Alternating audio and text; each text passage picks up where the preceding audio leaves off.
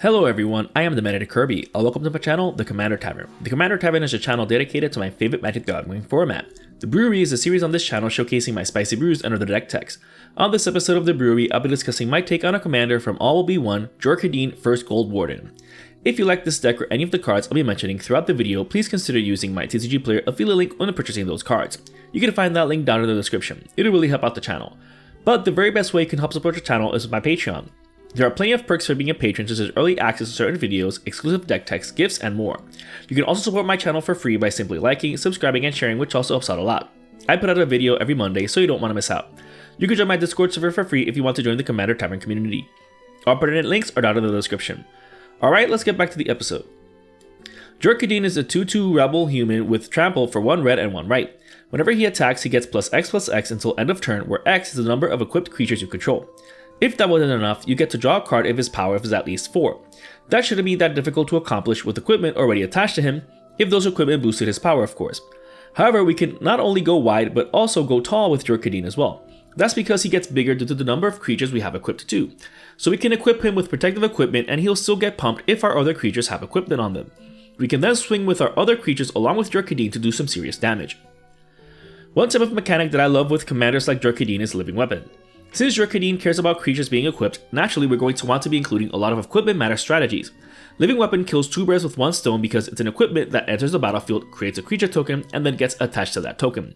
Batterbone, Born Horde, Flare Husk, Mortar Pot, Scythe Claw, Sickle Slicer, Skin Wing, and Strand Walker are those Living Weapon equipment included solely because they have Living Weapon. Not only that, but they're relatively cheap to cast and even potentially free if you have all of your generic cost reduction effects in play.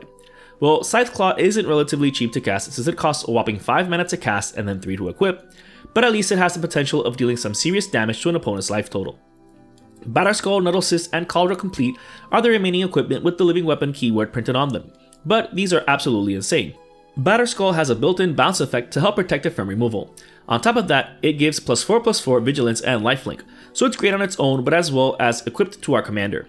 Nuddlecyst provides an insane pump, especially in this deck, since not only is it incredibly artifact heavy, but it can also create a lot of artifact tokens, which we'll soon see.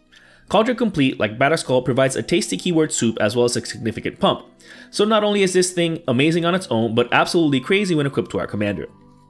Ancestral Blade, Barbed Spike, Citizen's Crowbar, and Mask of Immolation are the pseudo Living Weapon equipment in the deck. That's because while they don't have Living Weapon per se, they do create a creature token upon entering the battlefield and then auto-attach to that token afterwards, so it's pretty much the same thing. These are also relatively cheap to cast, with the only downside being requiring colored mana. Going back to having mentioned creating artifact tokens, the deck is running Bloodforged Battle Axe and Toggle Goblin Weaponsmith. This equipment is absolutely insane in a deck like this one. Whenever the equipped creature connects, you create a token copy of it. Even though it doesn't auto-attach, that doesn't matter, because you can then keep exponentially creating more and more copies of it. Toggle isn't as impressive, but it does so with much less effort since it triggers via landfall. With how many land-based mana acceleration effects the deck has, you'll be creating a ton of equipment in no time. Equipment tokens that Nahiri, Heir of the Ancients, and Nahiri the Lithomancer can synergize amazingly with. That's because both have the same type of effect with their first loyalty ability. They each create a creature token and then attach one of your equipment to it. This helps speed up how many equipped creatures you control for Jor Kadeen's attack trigger. Not only that, but their other abilities are still useful. Heir of the Ancients helps filter the top card of our library for any equipment cards, and her ultimate can snipe pretty much any creature given how many equipment we're going to control at any given moment. The Lithomancer can help us either cheat in an expensive equipment from our hand or recover any equipment from the graveyard, which is amazing. Her ultimate is great for Voltron strategy since she creates Sunforger Blade, a non-legendary indestructible equipment that gives +5/+5 and double strike, all while being free to equip. Equipping this to Jor Kadeen can potentially give us the commander damage win. Castle Ardenvale can also help us increase the creature count by giving us tokens. It is quite expensive to activate though, but it is a land that can tap for white, so it doesn't take up a slot in the deck. Plus, it'll enter untapped way more often than not. Elesh Norn, Grand Cenobite, and Jor Kadeen the Prevailer help our Living Weapon strategy by making those Phyrexian Germs and miscellaneous tokens way more dangerous. While we don't have to necessarily swing in with an army of germs if we can just use them to block and swing in with our beefy commander with Trample, we are still able to if we're pumping all of our creatures. Not only that, but Elesh Norn also has the added benefit of simultaneously weakening our opponent's creatures. All on her own, she can make that token deck go cry in a corner.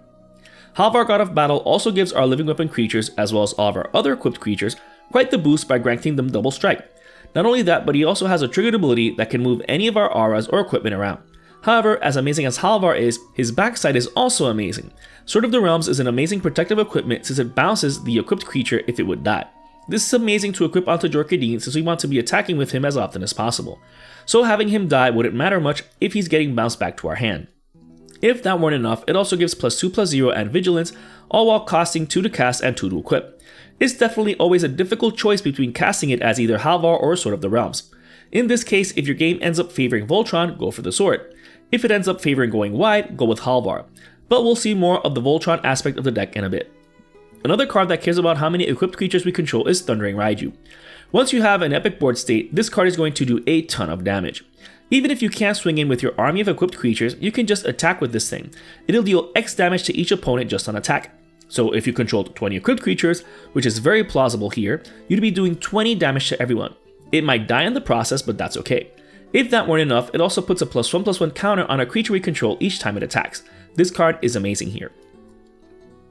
As for the Voltron strategy, while it's great to have a bunch of equipment that's immediately useful since they enter, they create a creature token and then attach themselves to that token, we might want to beef up our commander and go tall if we can't go wide with them. This is why the deck is running Shadow Spear and Loxodon Warhammer. If we're in a situation where we can only keep our creatures up for blocking or we're in dire straits, that's okay because we can just keep swinging in with our commander. He'll still get the pump, but if he were able to also have lifelink, we'd be gaining a ton of life too. As a bonus, we can also use Shadow Spear to remove Hexproof and Indestructible from our opponent's permanents, which is a great trick that they almost always overlook. Just make sure you don't overlook it either. Slayer's Stronghold and Sunhome Fortress of the Legion don't even take up slots in the deck and can be used to pump our commander when there's nothing better to do with our mana. Granted, they don't have to always just pump our commander, so you can use them on the creature you are sending into the fray. Rogue's Passage does it better by making the creature outright unblockable. While Jor Kadeen has built-in trample, we may want for all of that sweet commander damage to get through uncontested. So just make him unblockable and be done with it. Hammer of Nazan further helps the Voltron strategy by making our commander indestructible. And not only can we attach it to Jor Kadeen immediately and for free when it enters the battlefield, we can also do the same for any other equipment entering the battlefield too. This means that if it's better to go tall than wide, we can simply auto-equip all of those living weapon equipment to Jor Kadeen instead and pump him that way. This equipment is insane here. Ardent Intrepid Archaeologist does something similar, but he only triggers on combat. That's fine though, since we can choose how many equipment to attach to a target creature. The same turn we cast him gives us the potential of finishing off someone with commander damage if they don't have any responses between his trigger and Jor Kadeen getting through. It does some serious work. Stonehewer Giant is the absolute best one though when it comes to auto-attaching equipment effects. That's because you can activate it at instant speed to tutor for an equipment and then attach it to a creature you control. This is absolutely insane. All for just 2 mana and tapping. You can use it proactively or reactively. You can cheat in an epic pump equipment from your library in response to combat damage, or you can cheat in a protective equipment from your library in response to an opponent's interaction. You can also activate it at the beginning of the end step before yours to slowly but surely start getting your best equipment out, one turn at a time. Axguard Armory, Inventor Sphere, and Fighter class also tutor for equipment. Even though they're not like the Giant, they're still worth including, especially the first two since they don't take up slots in the deck. Fighter class also has other effects with each increasing level though. Level 2 is very useful since it reduces the equip cost of your equipment by a considerable amount. Level 3 is also very useful since it works as a sort of removal effect. If an opponent were to have any utility creatures untapped, you can force them to block one of your attackers and have them die in combat, thus removing them that way. This class does it all here. It is very useful. As for what equipment we might want to tutor for with these effects, Komainu Battle Armor, Lion Sash, and Sunforger are some pretty cool and useful ones. The first two are also creatures, which is great because they'd unattach as creatures after a board wipe if they were attached as an equipment. The first one is great at dealing with a large board since it'll goad all of that player's creatures if we manage to get through. That shouldn't be a problem if equipped to our commander who has built-in trample, which might be better than the menace in this case. Lion Sash is amazing at dealing with graveyard decks, all while pumping itself in the process. A pump that will also be passed along to any creature it's equipped to. However, the best equipment in the deck to possibly tutor for is definitely Sunforger. With Sunforger, you have access to all the deck's instant speed interaction. Deflecting Swat and Tibble Trickery are the deck's counterspells. Well, Deflecting Swat isn't technically a counterspell per se, but it's amazing at dealing with targeted effects, which can save our commander or any key permanent. It can even save us if we're the target of this spell or effect. Chaos Warp, Generous Gift, and Wear and Tear for getting rid of most things that can hurt our strategy, especially the first two since they can deal with Maze of Ith type lands which prevent us from getting that commander damage win. Boros Charm and Teferi's Protection are no-brainers to get with Sunforger. The best thing about playing these cards straight out of the deck with Sunforger is that we can continue to do so after it's re-equipped. For example, the deck is running Mistveiled Plains for this very reason. If we use Sunforger to cast Boros Charm from our library, it then goes to our graveyard, but we can then bottom deck Boros Charm with Mistveiled Plains and then be able to cast it from our library again with Sunforger. This can really help us deal with almost anything that can hinder us. Best of all, Mistveiled Plains can be fetched for. Not only is the deck running all 7 fetch lands to thin the deck of lands, but this also synergizes with Togo. 4 of these being able to fetch for Mistveiled Plains means that whenever you crack one of them for our plains, make sure you get Mistveiled Plains first to help set up this Sunforger Boros Charm protective sequence. The deck is still running mass interactive effects though, like Blasphemous Act and Vanquish the Horde, but these cannot be cheated in from our library with Sunforger. But that's fine since it is still important to run board wipes in a deck. That being said, it's potentially game ending to respond to our own board wipe with Boros Charm. We've then just cleared the way for the Alpha Strike. Going back to useful equipment to tutor for, the deck's running Cloudsteel Kirin, another reconfigured creature. With this attached to any of our creatures, we can't lose the game and our opponents can't win the game. So being able to consistently protect this with Boros Charm, Deflecting Swat, or Tibalt's Trickery is quite the spicy strategy. Champion's Helm, Lightning Greaves, and Swiftfoot Boots are the rest of the deck's protective equipment, along with Hammer of Nazan. These are self-explanatory, but cheating any of these or Hammer of Nazan onto a creature at instant speed with Stonehewer and Jide is quite the buzzkill for an opponent. Leonin Shikari can also help in that aspect. Being able to equip something like Lightning Greaves at instant speed means giving all of our creatures Shroud, well, technically. That's because we can move it around for 0 mana at instant speed in response to any targeted effect. Even if the equipment has a cost, Champion's Helm and Swiftfoot Boots only cost 1 to equip anyways, and 0 if fighter class is at level 2. Regardless of which path you take, whether going tall, going wide, or some amalgamation of both, the deck will still synergize with all of the effects that care about equipment. Pure Steel Paladin and Stram Senior Artificer will draw us cards for each equipment cast, of which the deck has 32 equipment spells in it. With 1/3 of the deck triggering these, you will definitely get card advantage from them. As a bonus, the Paladin will make the equipment cost of our equipment be 0, which is amazing, especially when combined with Leonin Shikari. Akiri Fearless Voyager and Wyleth Soul of Steel can also draw us cards via equipment synergy. Akiri has the potential of drawing us up to 3 cards per combat, assuming we attack a different player with at least 1 equipped creature. As a bonus, we can also pay 1 white and unattach an equipment from one of our creatures to give that creature indestructible until end of turn. She's definitely one of the best synergistic effects in the deck. Wyleth also has the potential of drawing us a ton of cards, but only if they're swinging in with a ton of equipment attached. This is good if we need to go tall instead of wide, since we could just attach all of the equipment and then swing in to draw a ton of cards. Having built-in trample means that they're also a good secondary beater. If we are going wide though, then Stonehaven Outfitter has the potential to draw us a ton of cards. If those weak living weapon tokens were to bite the dust while being equipped, we draw a card for each one that dies. Or if someone were to wipe the board during their turn, we will draw into an epic amount of cards. As a bonus, it also pumps our equipped creatures. Reliquary Tower helps us keep our fat hand without even taking up space in the deck. It's not that often, so this should be enough to maintain us with a limitless hand size. As for losing our things, whether in battle or board wipes, Tiana Ship's Caretaker and Emeria the Sky Ruin can help us out with that. Not only is Tiana a great creature for holding equipment due to having built-in flying and first strike, but whenever our equipment would be put into a graveyard from the battlefield, they return to our hand at the beginning of our next X step, all for free. Emeria helps us reanimate creatures, which is great since most of the deck's creatures are pretty important. It also doesn't take up a slot on the deck, which is great. Mana acceleration is also facilitated by the deck's focus on equipment. The Reaver Cleaver, Staff of Titania, Sword of the Animus, Sword of Hearth and Home, and Sword of Feast and Famine do an amazing job of speeding us along. The Reaver Cleaver is absolutely insane in a deck like this one.